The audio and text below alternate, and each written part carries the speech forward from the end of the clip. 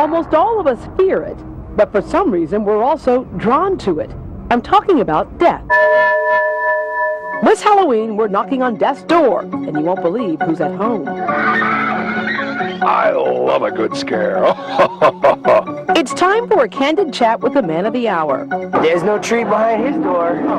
On a more serious note, we're uncovering the truth about celebrity deaths and bizarre mysteries. Speaking of death, Yes? it's gruesome work, so why would anybody want to do it?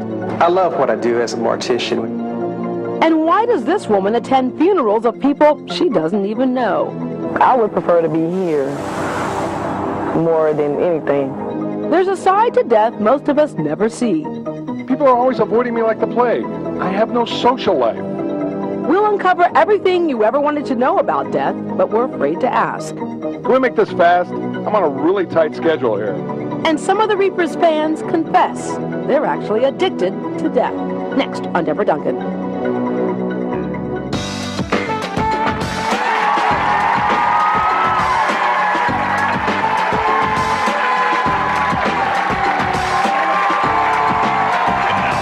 From the ABC Channel 13 studios, it's Houston's own Debra Duncan.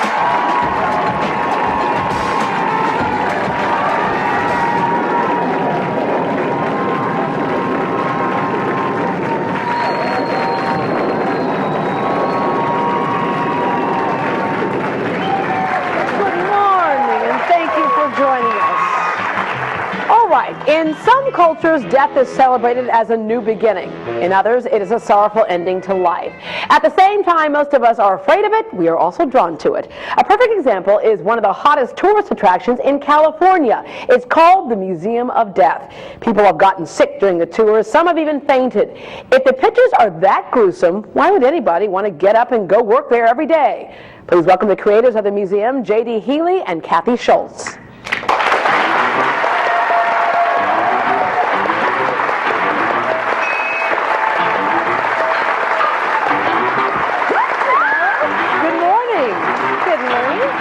When people hear the Museum of Death, a lot of them are probably thinking, oh, it's something like a haunted house type of deal, and when they get there, they realize it is completely different. Yep.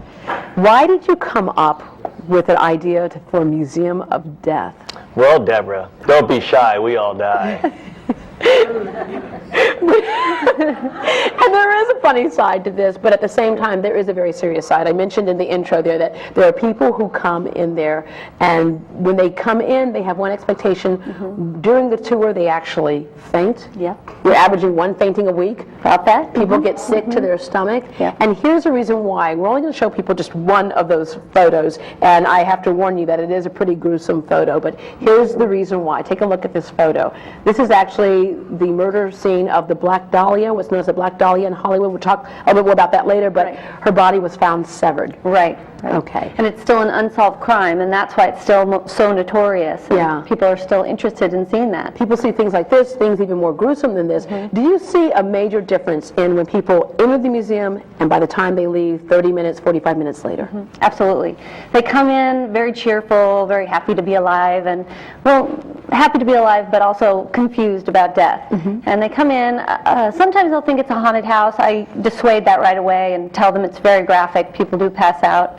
And they'll walk through the museum and come out, and we always ask, do you have questions about the museum or life in general or death? And they're very somber. I hear, I'll wear my seatbelt much more often when they leave. Because you show death in many cases, whether it's a murder scene or somebody who's in a DWI accident. Yes. Mm-hmm. And again, your point of doing this is that a lot of us take life for granted. Yes. So when you go into this museum and people look at that, what do you hope they leave with? With a better appreciation for life, being happy to be alive and living their life fully to the, maybe more now than they ever have. Yeah. In fact, at the Democratic National Convention, you guys were like the hottest ticket in town. Yes, we were. Were you surprised at how many people just found out about it and had rushed to go see this? It's always amazing how many people start coming around for the Museum of Death. I mean, we never know who's going to walk in that door. Yeah. And every day, it's a big surprise. Yep. Outside of the gruesome photos of murder scenes and things like that, you have several other things there. For example, death objects. We have a collection of body bags, coffins, mortician instruments, execution devices, artwork and letters from serial killers. Mm-hmm. that runs the gamut. We don't just focus on one type of death. Yeah, and you've recreated scenes of different areas. For example, Heaven's Gate, that mass suicide that took place. Right. We had an outfit that was originally worn to the suicide with the Nike tennis shoes and the purple shroud. We had that donated right after the incident, and then a few years later, when the county of San Diego auctioned off the items, we went and got a bunk bed. So we have a recreation. That's one of them right there. Yep. This is a scene of a skeleton's kind of like a voodoo type of It's a Day of the Dead altar. In Mexico, they celebrate Dias de los Muertos, which is a Day of the Dead. And once a year, November 1st, they actually go to the graveyards and bring food and beverages to their deceased loved ones. Right. And they have a big party for them. Yeah, it's interesting you say a celebration. I started out my life in Taiwan, where they actually celebrated death because it meant that new life was beginning. Right. In that sense. However, a lot of cultures also, a lot of, especially here in America, we look at it and we say, oh no, it's the ending of a life, and we think it's a sad occasion. Right. Well, it is sad to lose a loved one, but it's also, they're going to a better place. In most people's minds, it's a better place they're going to. So it should be a happy occasion and celebrate their life, not their death, but celebrate it. People can also experience, as much as you probably would want to experience, but experience what it's like to go through different forms of death. You have an electric chair. We have an electric chair, we have a full-size guillotine, we have a pendulum, we have a firing squad, all kinds of different execution devices. And one that's kind of creepy to me is that you can actually climb, there's the noose right there, which is a way that a lot of people died at one time. Or put to death, rather. But also posing in a coffin. How many of you does it send chills up your spine just to like get around the coffin, right? And to actually get in one and pose in the coffin is like, that's kind of freaky to me. And then the posing at the gallows. But you also do some things that also make people think about their mortality, and that's people can go there to sign wills. Oh yeah, we had a will signing, and the people brought their will in. It was all very official, and we had to have witnesses. So they brought friends to witness, and we also had just patrons that were there at the museum also witnessing in it. Yeah, it's very uncomfortable to do, but people, it's like to get there and sign a will because you keep it reminds you of that you're not going to be around forever. That's right, you face it. Yeah. We also had a re-enlistment ceremony from the Navy. When we were in San Diego, we had a lot of Navy people, and they came. They brought their superiors, and the superiors were a little disheartened, a little scared about it, but he was a regular. He came all the time. He was a dismember, an honorary member, and he brought his superiors in. It was a real fun Speaking of regulars, when you were in San Diego instead of LA, you had police department. The police department come there regularly. Why did they tell you the reason why? In fact, there's all the bicycles right there. San Diego Police Department bicycles. Why did they tell you they wanted to come so often? I think more than anything, it was a release for them. They didn't want to go home and tell their wife and children about their day that they had, which could be overwhelming in many cases. So they would come to us and they would talk to us about it. And we, of course, wanted to hear it, and all our patrons, anybody else in the museum would be, what did they say? We oftentimes forget about the people who work in the business of death. I was a police reporter, and you show up and you go home that night and you think, man, the things like the body bags, the pictures that I just saw there, body bags and, the crime scenes still make my stomach sick because of what I would see. And you're right, you are more thankful for every minute that you have of life. But other things you have there, you have an art display of serial killers, for example. Right. We both used to write to serial killers, and just to understand Did you where not find any other pen pals, or was it just like But no, to get inside their head and understand where they came from. That's why. What was the biggest revelation you got from people like that? They were dropped on their heads a lot. They were dropped on their heads a lot? Many times. For me, the revelation, it was a bad one because I learned that they weren't the monsters that I had made them out to be. I wanted to keep them with big teeth and drooling, but they're not. They're human. It's the guy next door. Yeah, most of them are, and that was frightening to me to learn that. And that's what I did find out. Well, thank you too for creating this. I didn't think I'd say that in the beginning, but after I realized the reason why you established this, and again, it is to appreciate life. Yes, it is. Thank you for creating this. Thank you for having us, and have a great life. Thank you. So far I have. I hope I continue by the end of the show. Okay, up next, why is it that we seem to fixate on the death of celebrities? Even though James Dean, Princess Diana, and Elvis Presley have been dead for years, we still can't get enough details. John Gilmore will unveil the mystery behind some of Hollywood's biggest celebrity deaths next.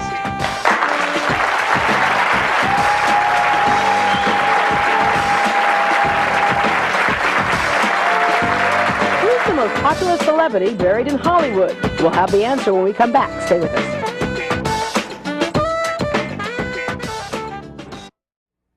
So, who's the most popular celebrity buried in Hollywood? It's screen legend Marilyn Monroe, who was only 36 when she died in 1962.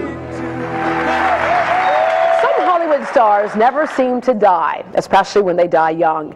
In 1955, James Dean died at the age of 24, and he's remained a superstar ever since. One of Jimmy Dean's closest friends, Hollywood writer John Gilmore, joins us today. Good morning. Hi, how are you? It's interesting that he died before I was born, but I know who he is, and so do millions of other people. Why do you think it is that he's stayed alive, in a sense, that long? Well, it has a lot to do with his death and having died at as young as he did. Mm-hmm. There's always this question that comes up about, well, did Jimmy have a death wish? But his life was kind of overshadowed by death itself. Mm-hmm. And he was very young, 7 years old when his mother died. He'd had a relationship of being estranged with his father. And when the mother died, he was very close to her.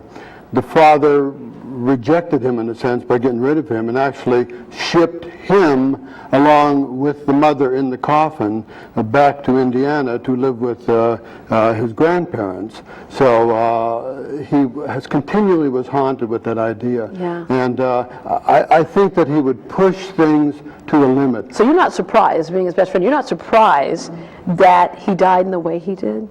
Well, I was surprised because although he was, the good term is addicted to the idea of death and talked about it and was obsessed with it, obsessing with it all the time, he still wouldn't push things to the point where he would die. And yet, you know, I sit back after years and years and you wonder if someone, well, how many times do they run across the freeway? You know, it's playing Russian roulette. How many times do you go over the speed limit? And one of the things about him was that he liked to go through stop signs, and he would, on Sunset Strip, I was with him once or twice, and he would go directly right through a stop sign or a signal without consciousness, you know, of other cars coming. So it is, yeah, maybe it is a strong death wish, yeah. Okay, there were rumors for a long time that he really didn't die. Well, that always happens when someone dies who's famous. We don't want to let go. Right. We want to keep holding and not let him go. And there was, the minute he died, there was all kinds of magazines and articles, and is Jimmy Dean dead? Has he survived? Is he living somewhere else? So that keeps things going, a fire burning. There was a mystery around that. Speaking of keeping things going, something that's still going on in Hollywood is probably one of Hollywood's most famous death cases is that of the Black Dahlia. Who was a woman, ironically, who was wanted to be an actress, wanted to be famous. She became famous, but only in death. Well, she was a dark star. That's what she's become. Even her failings as a person. She was a secretive drifter, a loner, wanted to be a movie star, but she had a quality to her that was very strange, very withdrawn, very secretive, and she was always running from something rather than going towards something. Yeah. Her death, the result of extremely brutal murder, is kind of, well, the manner in which she was killed, the blood completely drained from her, her body severed in half, she had been washed, but this was part of the process of draining the blood from her. You met her when she was, what, 11 Well, I was 11 years old, and one whole part of my family, the name was Short, and so the Shorts, and she had been brought, she came to my house with 2 movie extras and wanted to find out if there was some link between the Shorts and her family, looking for her father. She was dressed completely in black, and I found her to be a very strange, very, and yet she spoke a little like Marilyn Monroe. She had a very, from Massachusetts, but didn't have an accent at all, you know, like a Massachusetts. Was your father part of the investigation team? My father was LAPD since 1941, and he was brought in right away with a number of other officers to go around the doors and knocking on doors and saying, did you hear any screams at night? And and he had his briefcase with pictures of her that were retouched from a morgue shot of her face in death, and it was retouched and to identify, because there was no identification, initially. Still And an then- unsolved murder. Do you have any idea of what may have really happened? Well, yeah, I have a pretty good idea because I tracked it for about 35 years. So I did. I went to the police at one point with someone, and I told them about someone, and but he burned to death in a fire while they were investigating it. So it will always remain unsolved. Yeah. Yeah. Well, one very mysterious murder that was solved rather soon, but one that still captured the attention of America, several murders actually, were the ones connected to Charles Manson.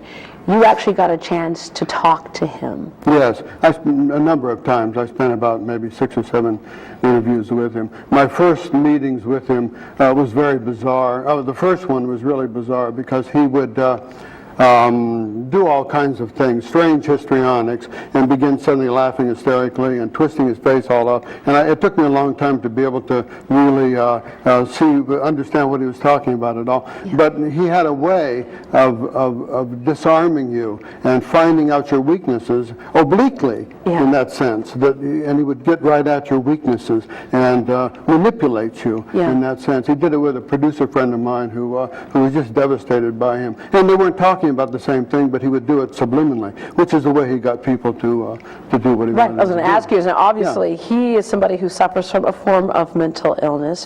However, the people who followed him, why, you got to speak to his girls, as he would call them, Charlie's girls, why did they say they followed him into such deep strangeness and then murder? I think it had a great deal to do with drugs, and they were completely wasted. Their minds were completely shot. Looking at a crime scene here, is it the Tate murders?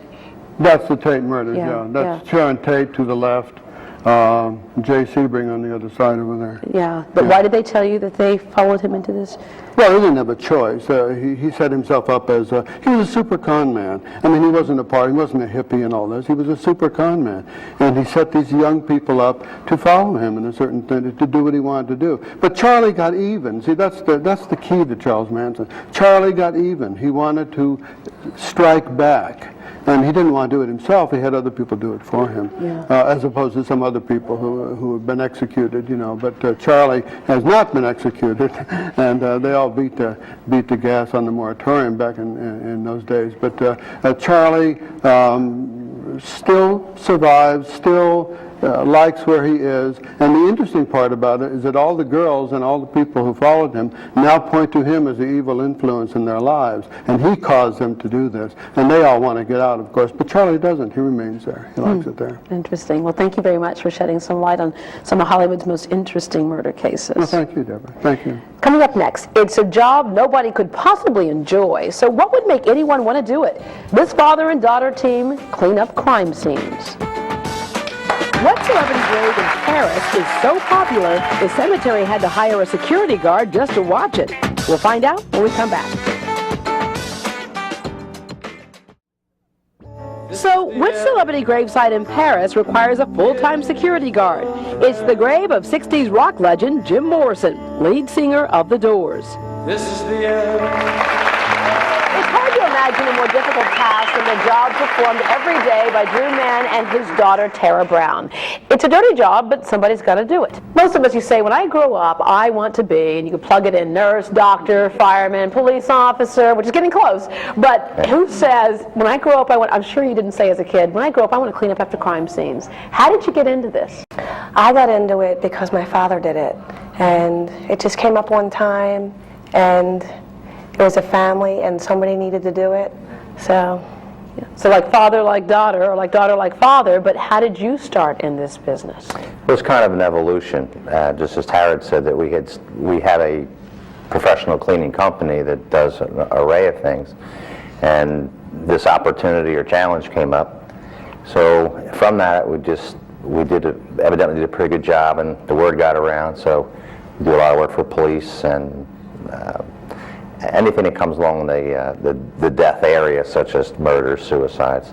We seem to get a lot of phone calls. As we explore death today, how does it make you look at life, especially after that first scene that you showed up on? And what was that scene? Will you ever forget it? It just gives you greater appreciation of life.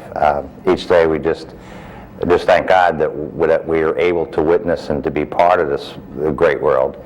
So in death, it gets you in touch with your higher powers and so forth, and you just appreciate your family and everything that you do. Yeah. And how do you deal with it? Because I got to tell you, when I was the police reporter, as I mentioned earlier, I showed up on a scene where a man had killed 4 children, took a lead pipe to their heads, and I'm getting nauseous right now thinking about it. How do you take that home with you every day?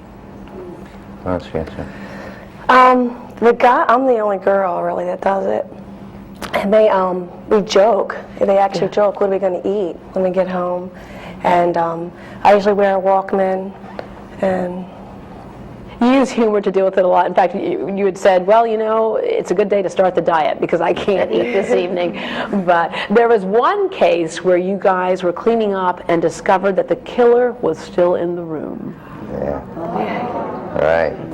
That was a little unusual case. It was this gentleman died of a rattlesnake. And when we were called in, the body was gone. But I think it was the SPCA came in and through the house and said everything was cleared. While we were in there, we heard just a little disturbance in one of the closets, and we opened it up, and there was a rattlesnake still alive. As a matter of fact, there was 2. It was discovered there was 2 snakes that were still alive in there. So it was kind of a little scary. I could imagine the killer is still in the room. Yeah. Is there any scene in particular that you can never let go of? first one. Personal one? Probably. Just the first one. The first one? What was the first one? It was a suicide, and the brains were still behind the sofa.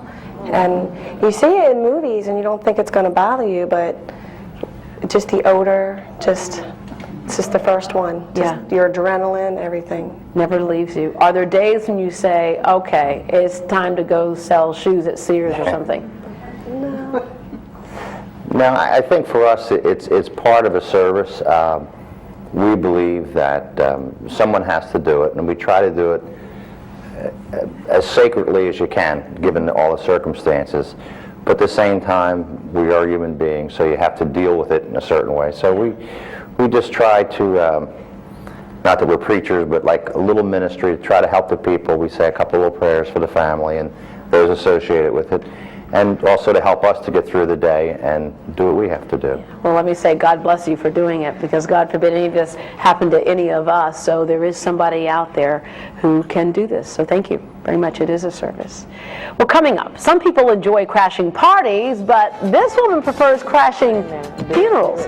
What could she possibly like about that? We'll find out. But first, he may be a doctor, but his patients definitely can't feel a thing. Why does he say he wouldn't trade his job for the world? We'll undertake the task of finding out next. Don't go away.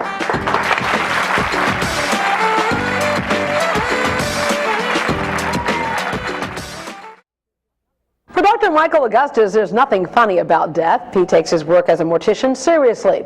But once a year on Halloween, the good doctor lets his hair down a bit so that he doesn't get too wrapped up in his work.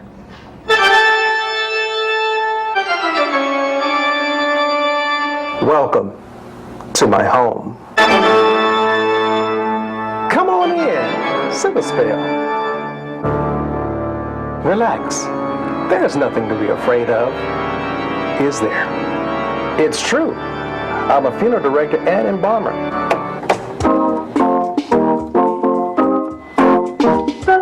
But hey, I still got a life. Follow me. I'll show you around. Yo, I'll tell you what I want, what I really, really want. So tell me what you want, what you really, really want. We've got lots of choices. Maybe the pearl rose. Or maybe the boy. For the best of the eternal rest, maybe you want the top of the line. You got my personal guarantee these pillows won't get saggy. It takes a very special person to do what I do. The embalming process involves removal of blood and replacing that blood with embalming fluid. The whole process takes approximately an hour and 15 minutes. Lunch break.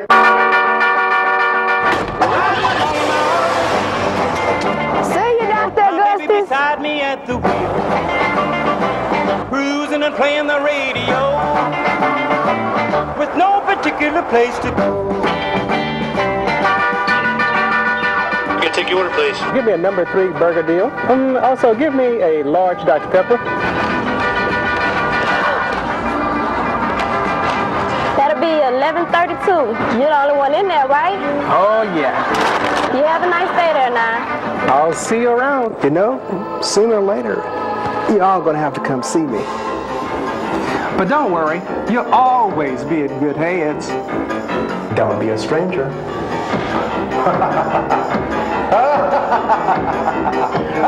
And here he is, Dr. Augustus.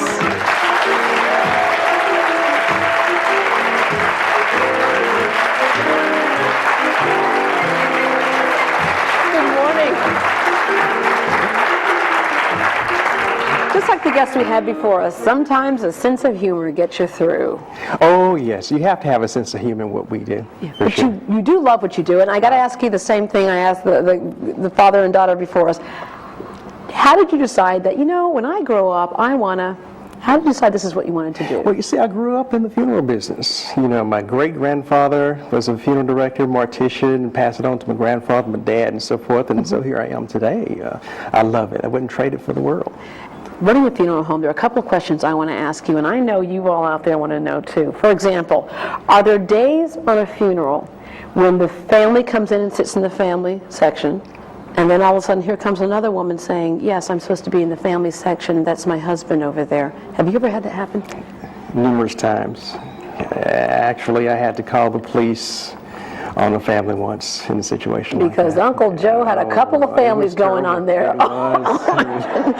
Oh, that sneaky devil. It's a good thing he was dead and didn't have to deal with the consequences there. Papa was a Rolling Stone. Yeah, okay.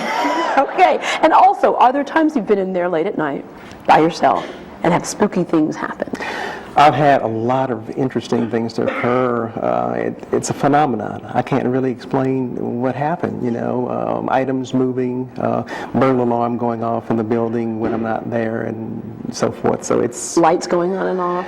Not so much lights going off and on, but the alarm going off. Okay. I've had that happen, and it's just a phenomenon. Do you think drawers opening.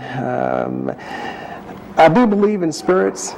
But I just have to cope with it the best that I can and just go on with life. Yeah. Phenomenon. You do this, and again, you see it also as a service to Yes. people because it's a very emotional time. I've lost my brother, so I know it's a very emotional time, and it helps to have somebody who's going to send them off in a wonderful way. You have to be a compassionate individual. You have to love what you do. You have to know how to relate that compassion and that warmth to that family because they're going through that grief process, and you have to tap into that innermost, that innate ability, if you will. You go through so many funerals, but there was one in particular that you had to walk away from. Yeah, it gets extremely sad when, you know individuals, you grew up with them or you've been around them your life and they expire. Yeah. And that's kind of difficult. You have also, family members? Oh, sure. Well, my mother expired and my dad and I removed her from home and placed her in the preparation room, but I didn't do the work on her. Yeah. And that's pretty difficult. But if you left us with one word today or saying today in terms of life, what would it be? Live life. Just live. Live life to its fullest. Enjoy it. And you are doing that? Oh, yes. Yeah. Thank you very much, Dr. Augustus, for joining us. Hey, take me for a ride in your car, in the front seat. In the front seat, though, okay? Yeah, the front seat. Thank you very much for joining us today. Okay. Well, coming up next, as a child, this young woman grew up playing in a funeral home. Wait until you find out what her hobby is these days.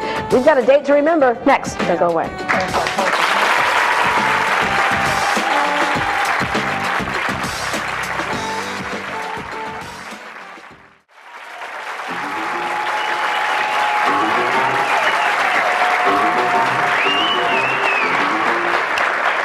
Her name isn't Morticia, but maybe it should be. She's a local historian with the kind of passion only an undertaker could really appreciate. And as for her dream job, well, this girl wouldn't be caught dead working anything but the graveyard shift. It's It's a dead man's party. Oh no. Well, here she comes. All dressed up with nowhere to go. Kendra's out here quite often at Houston Memorial Garden Cemetery. She's basically considered family. She's on a first name basis with most of the caretakers. You could say I've been around death all my life. Death is just as much a part of life as anything. I mean, you are born to die. I feel a sense of peace and tranquility when I'm in the funeral home and I smell the embalming fluid. And a lot of people say, you know, you're sick. What's the problem with you? My idea of a great day is a day to the funeral museum. Welcome to the museum. This is the National Museum of Human History. What would you like to see today? Everything.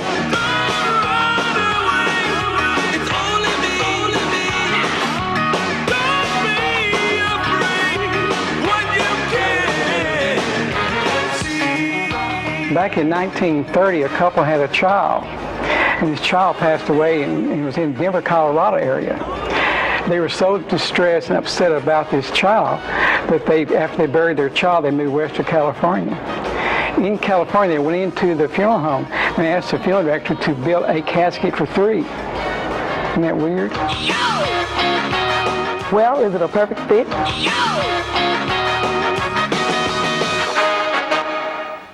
Well, let's find out what else she keeps under wraps. Please welcome Kendra Thomas.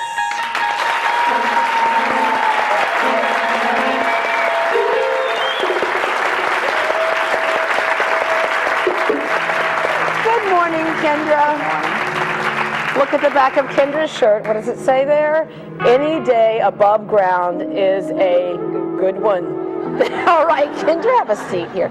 It's interesting what you said, that you grew up around this, and we all teach our children that, you know, if you're good and one day if you die, you go to heaven, and that's what children believe. I remember my nieces were at my grandmother's funeral, and they said, I don't understand why you're crying, Grandma. Why is everybody crying? She was good, right? I said, yeah, then she's going to heaven. It should be a happy thing. And so you, as a child, learned that, and you stayed with that as an adult. Yes, I did. When everybody else was going, like, to maybe parties or things, or going to maybe the playground, my playground was the funeral home. I would go to the neighborhood funeral home. My mom would always know where to find me. She would call around and she's like, is she there? I was like, okay, she's fine. She's in casket number 3 playing around. Yeah. Okay. So she always knew where to find me. It's one thing to understand death and been around a funeral home and be comfortable with it. It's another thing. I mean, there's Astroworld, there's movies, there's going to dinner, there are other things to do. Why do you just go to funerals of people you don't even know? Well, someone needs to be there to support that family because they need time to grieve.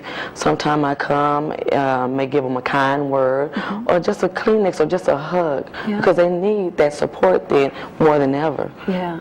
Have you had anybody close to you die? I've had several people close to me die, and I've just prayed about it and all, and I'm happy when they go because I know they're at peace and they're at rest. Yeah. You get it, don't you? So much so that you would like to actually, beyond being a professional funeral attender, you would like to be a mortician one day? Yes, I would. Dr. Augustus, let me ask you, do you see people like this often who come to funerals who don't know the person, who just... All the time. I see them all the time. You have people just wandering in constantly. I've also seen people bring cameras, constantly taking pictures of the deceased. What are their reasons? Psychologically, I don't know. I don't know. They're just enthused about the process of death itself. Yeah. You went to the funeral of Gary Graham? Yes, I did. I attended that service. That I went there for, I guess, because I can live that. Because a lot of people pass, like Martin Luther King passed and all that. I wasn't here to actually be a part of that. I only know what I read in books and what people have told me that actually lived during that time. But I actually had a chance to be a part of this. Yeah, because Gary Graham, of course, was executed. Exactly.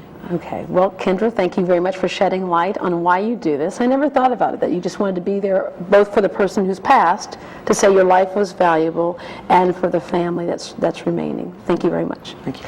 Coming up next, we all enjoy a good scare now and then, especially on Halloween. But what is it that makes us crave scary movies and haunted houses? And is that craving really healthy? We'll find out from a professor with a background right up the Grim Reaper's alley. That's coming up next. Who has the most visited celebrity gravesite in America? We'll be back with the answer in just a moment. So who is the king of celebrity gravesites in America? It's the king of rock and roll, Elvis Presley, whose grave at Graceland receives more than 650,000 visitors each year. We're taking a look at the various aspects of death today, and all of our guests are connected to it in some way, whether they clean up crime scenes or, like Kendra, who just goes to funerals of people she doesn't even know. Kendra, what do you have in the bottle there? Spring water. Not regular spring water, though, is it? Well, it might have been from the cemetery. Oh, Undertaker's spring water. Exactly. Undertaker, can you drink that? Yeah. Sure. Okay, yeah, don't offer it to me. All right. Anyway, how many of you are afraid of death? Be honest. Okay, several of us, and how many of you are just kind of amazed by it, something that just intrigues you? Yeah, okay, so we have with us today Dr. Garth Jowett, and Dr. Jowett, why is it that as much as people can be afraid of death, we all gravitate to things like the Museum of Death, or we want to watch the scary movies? What is it in us that's so amazed by it? All of us in one way or another are what you can call adrenaline junkies. Adrenaline really makes us move and it makes us excited, and if we can be exposed to something that gives us a fear of death without actually dying, that of course is exactly the kind of feeling that people want. In other words, if you go to a scary movie will give you the illusion of being the victim, but you don't have to be the victim. So you know that in an hour and a half you're going to be leaving the theater, you're going to be all excited, you're going to be all worked up, but you're going to be alive. Hi there, you had a question that you wanted to ask. Stand up for me. What's your name? Yes, my name's Danielle. Hi, Danielle. And I wanted to ask Ms. Thomas, since you go out and you go to funerals of people that you don't really know, has anyone ever been offended? They're grieving at that time by your presence maybe. Have you ever had any type of problems by visiting someone's funeral that you didn't know? Usually they don't. They're happy to see someone there that may just want to give them a kind word and just know that they are, the most important thing at that time. Because when you send someone to their interment, you want that support there. You want to know that people do care and people did care about the deceased. And to me, it's almost even more touching that somebody who didn't know them cares. And to be honest with you, at my brother's funeral, I didn't know most of the people there, so I wouldn't be able to tell who showed up just because and who just showed up because they knew him. Jim, you had a strange question. It's very strange. I got news Monday, after Monday's show, that someone had died, medical examiner. I still have not identified the body. But I had this sensational urge to eat, and I've not been able to quench it, to just eat. Dr. Jowett, you're nodding your head. Do you? Death creates strange reactions in people. One of the things I was telling one of your researchers earlier is there's a famous study done in East Lansing during the 1970s when there was a serial killer on the loose who had strangled 3 co-eds, and they found that attendance at movies, slasher movies or violent movies, went up, particularly on the part of young women, which again is an example where one wants to experience this vicariously without having to go through it yourself. As far as the eating thing is concerned, I guess it's a means of validating life. What you're actually saying is, eating makes me live, eating is sustenance, it's growth, it's development, it's the antidote to the fact that somebody is dead and that they will not be eating anymore. So. Hi there. Hi, I'm Louise. My question is to any of you, why is it that the fear of death is second to the fear of public speaking? That's true, because the number one fear in America supposedly is public speaking, and then death falls somewhere in the top 5. Well, that's death by living for most people. Before we go, I would like for each one of you to give us kind of something to think about throughout the day as we talk about death today. And let's start over here with the creators of the Museum of Death. Mr. Healy? Just to live your life fully. And don't stop. You're here for a very short time in this body, so live it up. Kathy? Well, my parting comment at the Museum of Death usually is have a great life. It's a daily event. John? We need to live and not be afraid of dying. Dr. Garth? I always like the little cliche because it makes my life feel better, and that is life is not a dress rehearsal. Yeah. That's right. Do it right the first time. Kendra? I always say that you need to live your life to the fullest because you never know when you might be dying to see me. Well, let me tell you, you have an open invitation to my funeral anytime, about 200 years from now, okay? Thank you. Dr. Augustus? Simply, do unto others as you have them do unto you. Tara? Simple. Just live your life to the fullest and be careful. Yeah, and finally, yeah, really, watch out for the snakes in the room. And Drew? Just to live each day as if it is your last day. Yes. All right. Thank you very much. As one of my favorite sayings goes, yesterday's history, tomorrow's a mystery, today's a gift, and that's why we call it the present. We'll be right back with a ghostly tale haunting a family right here in Houston. Don't go away.